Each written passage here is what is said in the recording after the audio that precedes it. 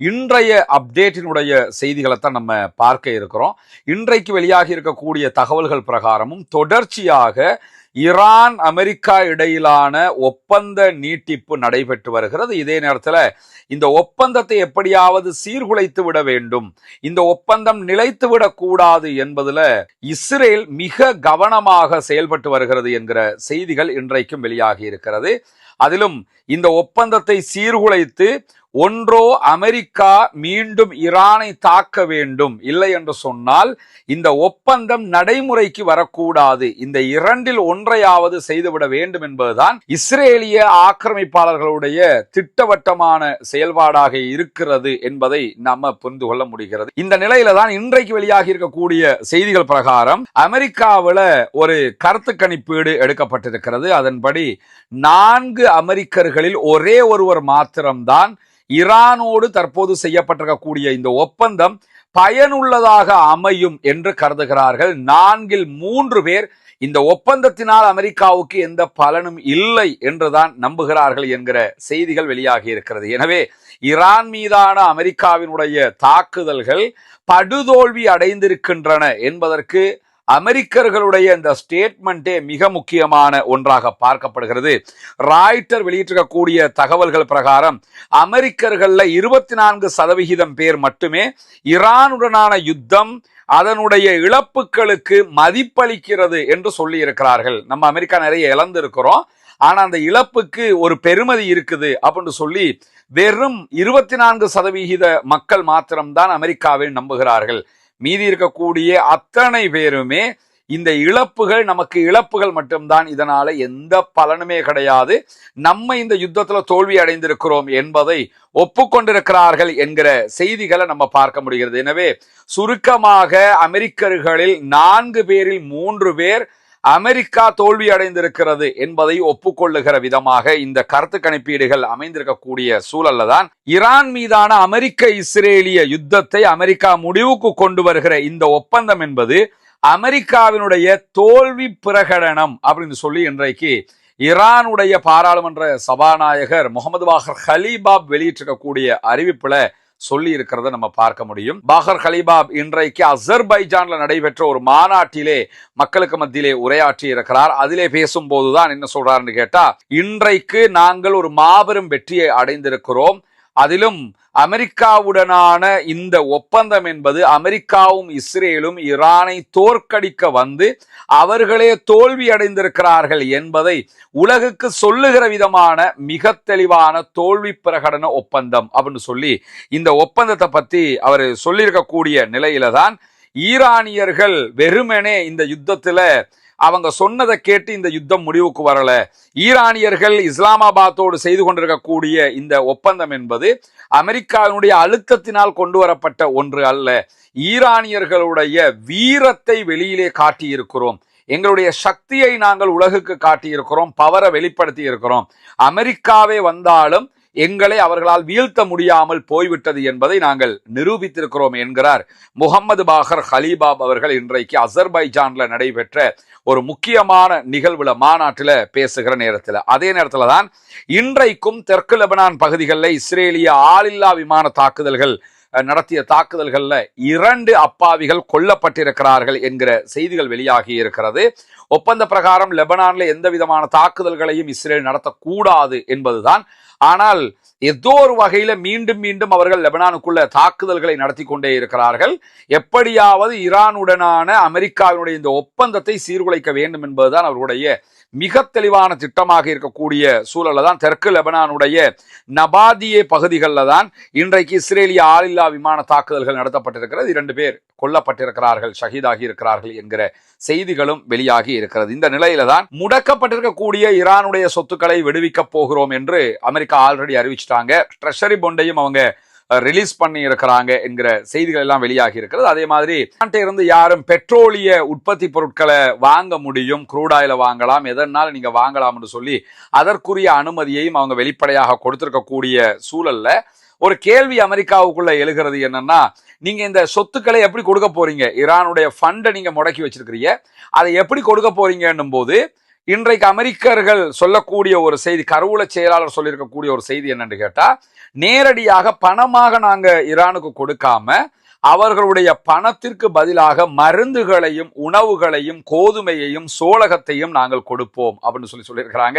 அமெரிக்க அதிபர் டொனால்ட் ட்ரம்ப்பும் இதை சொல்லியிருக்கிறார். நாங்க ஈரானுக்கு காசை கொடுக்க மாட்டோம், இங்க இருக்கிற சோளகம், இங்க இருக்கக்கூடிய உணவுப் பொருட்கள், மருந்து இதுகளைத்தான் கொடுப்போம். அப்ப அது அவங்களுக்கு பலன் அளிக்குமா இல்லையா அப்படின்னு சொல்லியிருக்கிறாங்க. ஆனா பேச்சுவார்த்தையில திட்டவட்டமாக ஈரான் சொல்லிட்டு என்னன்னு கேட்டா, நீங்க எங்களுக்கு பணத்தை பணமா தான் தரணும், உங்ககிட்ட இருக்கிற பொருளாக எங்களுக்கு அதை தர சொல்லி நாங்க கேட்கலன்னு சொல்லியிருக்கிறாங்க. எனவே இப்ப என்னன்னா, காசா கொடுத்தா நமக்கு நஷ்டம் தானே, பொருளாக கொடுத்துட்டோம்னு சொல்லி சொன்னா லாபம்ங்கிற விதத்துக்கு அமெரிக்கா யோசித்தாலும் அதை ஏற்றுக்கொள்ள முடியாது என்று சொல்லி மிக தெளிவாக ஈரான் அறிவித்திருக்கிறது. ஈரானுடைய முதல் கட்ட சொத்து வெடிப்பு கத்தர் வழியாகத்தான் நடைபெற இருக்கிறது. கத்தர்ல 6 பில்லியன் அமெரிக்க டாலர்கள் பெறுமதியான சொத்துக்கள் முடக்கப்பட்டிருக்கிறது. அந்த சொத்துக்கள் தான் முதல் கட்டமாக விடுவிக்கப்பட இருக்கிறது. அதே நேரம் துபாயில கிட்டத்தட்ட 10 பில்லியன் அமெரிக்க டாலர்கள் பெறுமதியான சொத்துக்கள் இருக்கிறது. அவற்றையும் விடுவிப்பதற்கு துபாயும் ஒப்புக்கொண்டிருக்கக்கூடிய செய்திகளும் வெளியாகி வரக்கூடிய இந்த நிலையில தான் பாலஸ்தீனர்கள் மீதான இஸ்ரேலிய ஆக்கிரமிப்பு ராணுவம் தொடர் தாக்குதல்களை நடத்தி வருகிறது. வறுமையில் சிக்கியிருக்கிறது பாலஸ்தீனம். உண்ண உணவில்லை, எடுப்பதற்கு மருந்துகள் இல்லை, உடுப்பதற்கு ஆடைகள் இல்லை, குடிப்பதற்கு சுத்தமான தண்ணீர் இல்லை. இப்படி பலவிதமான ஒரு நெருக்கடி உலகத்தில் எந்த மக்களும் சந்திக்காத ஒரு பாரிய நெருக்கடியை தற்போது பாலஸ்தீனம் சந்தித்து வரக்கூடிய சூழல்ல தான் இஸ்ரேல் காசாவினுடைய சேஃப்டி ஜோன் மேலே இன்றைக்கு அட்டாக் பண்ணியிருக்கிறாங்க. காசா பகுதியில் இருக்கக்கூடிய பாதுகாப்பு மண்டலத்தின் மீது அநியாய அக்கிரம தாக்குதலை இன்றைக்கு இஸ்ரேல் நடத்தி இருக்கிறது என்கிற செய்திகள் வெளியாகி இருக்கிறது. அதே நேரம் இதற்கு எதிராக பாலஸ்தீன விடுதலை அமைப்பும் கண்டனத்தை வெளியிட்டிருக்கிறது. எப்பொழுதும் போல் நாங்கள் அமைதியாகவே இருக்க மாட்டோம் என்றும் சொல்லியிருக்கிறார்கள். இஸ்ரேல் மீண்டும் ஒரு யுத்தத்தை எப்படியாவது காசாவுக்குள்ள இல்லாட்டி சவுத் லெபனான்ல எங்கேயாவது உண்டாக்கிக்கிறோம்ங்கிறதுல கவனமா இருக்கிறாங்க. அப்படி வந்தால்தான் அவர்கள் தேர்தலில் ஜெயிக்க முடியும் என்பதற்காக இந்த அநியாயத்தை மீண்டும் மீண்டும் செய்து வரக்கூடிய சூழல்ல தான் ஹொர்முஸ் நீர்ப்பரப்பு ஓபன் பண்ணப்பட்டிருக்கக்கூடிய சூழல்ல அதுல போகிற கப்பல்களுக்கு பணம் வசூலிக்கப்படும் என்கிற செய்திகள் வெளியாகி கொண்டே இருக்கிறது. ஆனால் ஈரான் திட்டவட்டமா சொல்லிட்டாங்க, 60 நாட்களுக்கு எந்த காசு நாங்க வசூல் பண்ண மாட்டோம், டோல்கேட் கிடையாதுன்ட்டாங்க. 60 நாட்களுக்கு நீங்க ஃப்ரீ ஆஃப் சார்ஜ் இதுக்கு முன்னாடி போயிட்டு வந்த மாதிரியே போய் வந்துக்கலாம். ஆனால் 60 நாட்களுக்கு பிறகு நாங்கள் கண்டிப்பாக அதற்கு ஒரு டோல்கேட் போடுவோம், உங்ககிட்ட பணம் வசூலிப்போம், அதை நாங்கள் பேச்சுவார்த்தையில முடிவுக்கு கொண்டு வந்துருவோம். ஈரான் சொல்லியிருக்கக்கூடிய சூழல்ல இன்றைக்கு அமெரிக்க அதிபர் டொனால்ட் ட்ரம்ப் விடுத்திருக்கக்கூடிய செய்தியில் என்ன சொல்றாருன்னு கேட்டா, ஈரான் எங்களிடம் ஹொர்முஸுக்கு நாங்க பணம் வசூலிக்க மாட்டோம் என்று சொல்லி இருக்கிறார்கள் சொல்றாரு. உண்மைதான், இந்த 60 நாளைக்கு நாங்க எந்த காசும் எடுக்க மாட்டோம் என்று சொல்லியிருக்கிறாங்க. அதைத்தான் தற்போது ஈரான் உடைய செய்தியாக அமெரிக்க அதிபர் டொனால்ட் ட்ரம்ப்பும் சொல்லி இருக்கிறார்.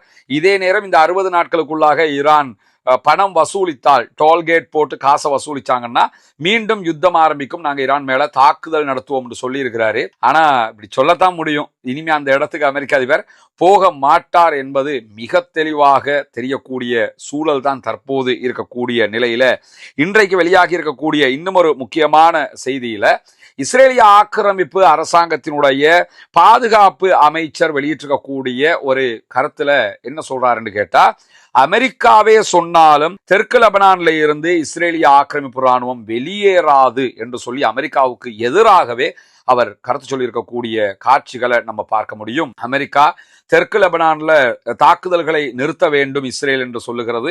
அதே போன்று அங்கிருக்கக்கூடிய இஸ்ரேலிய ஆக்கிரமிப்பு ராணுவம் மொத்தமாக வெளியேற வேண்டும் என்று சொல்கிறது.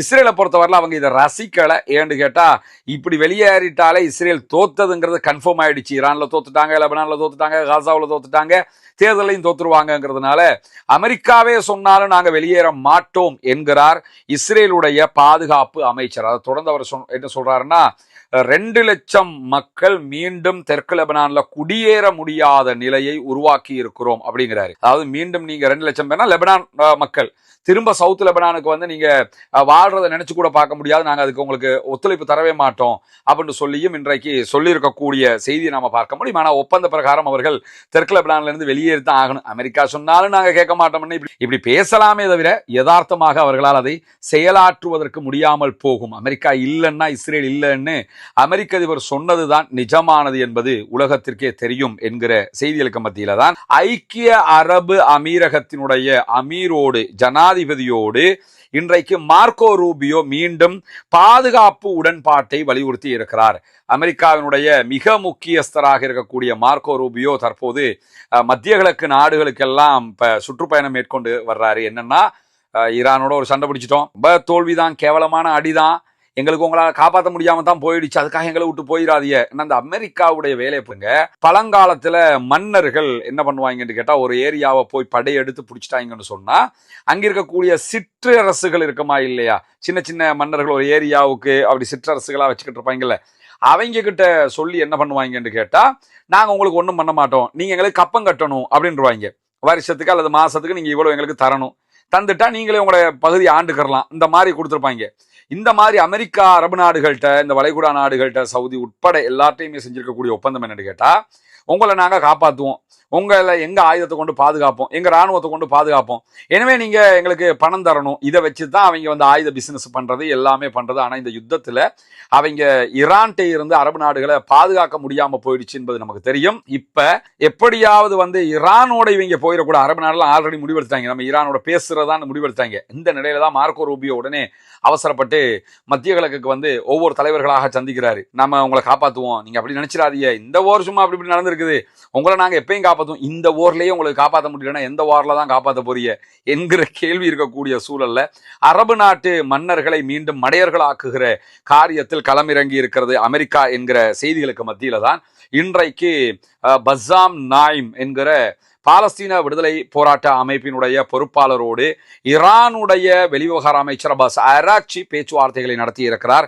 அவர் பேசியிருக்கக்கூடிய செய்திகள்ல மிக முக்கியமாக என்ன சொல்லியிருக்கிறார் கேட்டா, ஈரானாக நாங்கள் எப்பொழுதும் பாலஸ்தீன மக்கள் பக்கமே இருப்போம், பாலஸ்தீனர்களை கைவிட மாட்டோம், பாலஸ்தீனர்களோடு நாங்கள் நிற்போம், பாலஸ்தீனம் மீதான இஸ்ரேலிய ஆக்கிரமிப்பு ராணுவத்தினுடைய தொடர் தாக்குதல்களை ஒருபோதும் ஏற்றுக்கொள்ள முடியாது என்று சொல்லியும் தொடர்ந்தும் எங்களுடைய உதவிகள் உங்களுக்கு இருக்கும் என்பதை வெளிப்படையாக சொல்லியிருக்கிறார் அப்பாஸ் அராக்சி என்கிற செய்திகள் வெளியாக இருக்கு. இதெல்லாம் பாலஸ்தீன விவகாரத்துல ரொம்ப மகிழ்ச்சிக்குரிய செய்திகளாக நம்ம புரிந்து கொள்ள முடியும். எனவே இன்றைக்கு வெளியாக இருக்கக்கூடிய மிக முக்கியமான செய்திகளை தான் உங்களோடு நம்ம பகிர்ந்து கொண்டு இருக்கிறோம்.